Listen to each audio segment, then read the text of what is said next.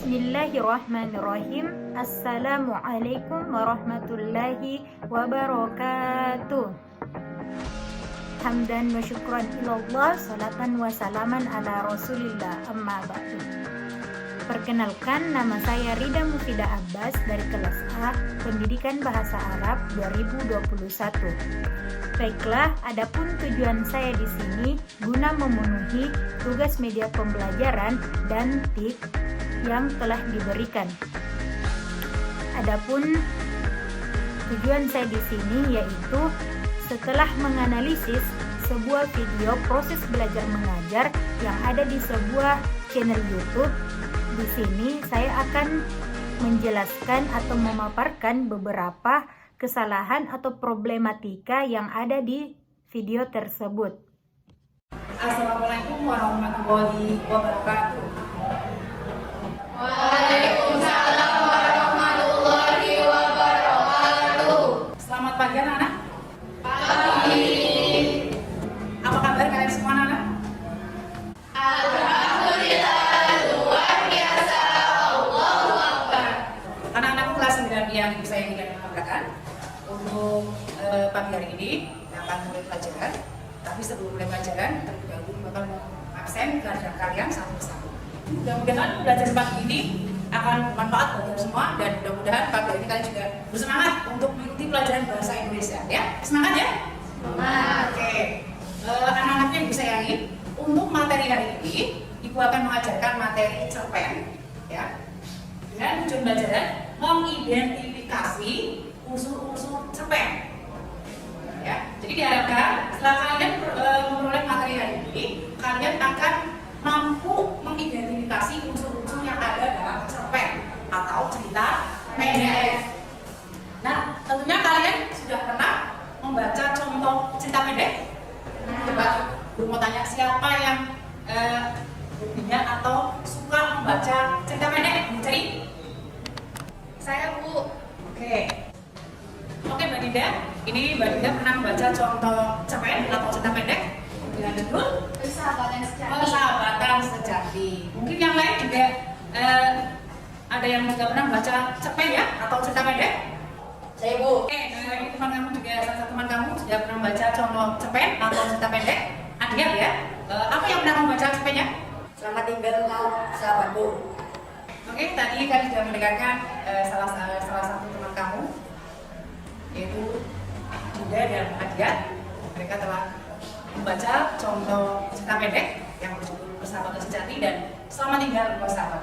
Nah, untuk kalian yang belum pernah membaca cerpen atau belum sama sekali baca cerpen, mungkin bisa untuk membuka semangat kalian untuk literasi ya, karena cerpen itu adalah salah satu untuk karya sastra. Nah, selain novel, drama, itu cerpen termasuk salah satu bentuk karya sastra.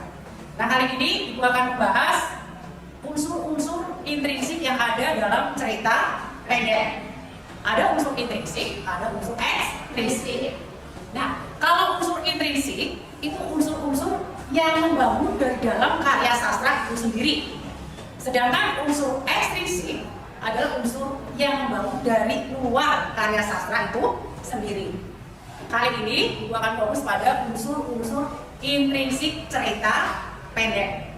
Ya. Tapi sebelum itu, nanti kalian bentuk kelompok. Ya, nanti kalian bentuk kelompok menjadi 4 kelompok. Silakan nanti kalian ada contoh cerita pendek. Silakan nanti kalian baca, pahami isinya, dan nanti kalian tentukan unsur-unsur intrinsik yang ada dalam cerita pendek tersebut. Ya. Nah, sebelumnya akan saya terangkan yang termasuk unsur intrinsik cerpen itu apa saja. Mungkin kalian pada saat kelas 7 sudah pernah mempelajari cerita fantasi, betul? Betul. Ya, oke. Cerita fantasi itu juga termasuk salah satu bentuk karya sastra, ya, dan termasuk non buku fiksi. Kalau fiksi ya, saya ulang lagi. Cerita fantasi, yaitu waktu kamu kelas 7 itu sudah mempelajari, dan di situ juga ada unsur-unsur intrinsiknya. Masih ingat? Masih, Bu. Oke, kalau masih ingat, tolong salah satu untuk jari sebutkan unsur-unsur intrinsik yang ada dalam karya sastra. Saya, Bu. Tema, Mengerti. Oke, tepat sekali jawaban Mbak Dea. Jadi khusus intrinsik yang ada dalam kata pendek diantaranya adalah tema, alur, dan setting. Baiklah, telah kita saksikan bersama-sama dari video yang berdurasi 10 menit tadi bahwasanya seorang guru atau seorang tenaga pendidik telah menjelaskan atau memaparkan materinya dengan sangat baik sehingga siswa dapat menerimanya juga dengan baik. Akan tetapi ada beberapa hal yang harus diperhatikan oleh seorang guru. Runtutan proses belajar mengajar yang dilakukan guru tadi telah sesuai, seperti dimulai dengan salam, menyapa siswa, absensi siswa. Akan tetapi di sini ada hal yang dia lupakan, yaitu memulai segala sesuatunya atau memulai suatu kelas dengan membaca doa bersama-sama agar sebuah kegiatan tersebut atau sebuah proses belajar mengajar diridhoi oleh Allah Subhanahu wa Ta'ala. Hal yang kedua yang perlu diperhatikan oleh seorang guru yaitu agar sebuah proses belajar mengajar tidak monoton atau tidak tetap begitu saja. Ada baiknya jika seorang guru tersebut dapat menggunakan atau dapat memanfaatkan fasilitas-fasilitas yang telah diberikan oleh sekolah. Misalnya agar pembelajaran atau agar siswa tidak bosan di dalam kelas, ada baiknya jika seorang guru tersebut dapat menggunakan LCD atau proyektor agar dapat menampilkan sebuah pembelajaran atau sebuah animasi-animasi yang dapat membangkitkan semangat siswa.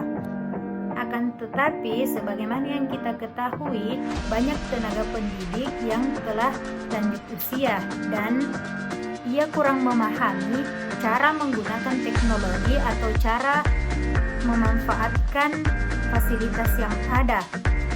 Maka dari itu, ada baiknya jika dari pihak sekolah ataupun dari pihak pemerintah mengadakan sosialisasi atau mengadakan pelatihan tentang bagaimana menciptakan atau bagaimana menggunakan sebuah fasilitas dengan baik agar sebuah pembelajaran tidak monoton atau tidak begitu-begitu saja, agar setiap siswa yang diajar dapat menangkap apa yang kita sampaikan dengan baik. Mungkin hanya ini yang dapat saya sampaikan, kurang dan lebihnya mohon dimaafkan. Wabillahi taufiq wal hidayah. Wassalamualaikum warahmatullahi wabarakatuh.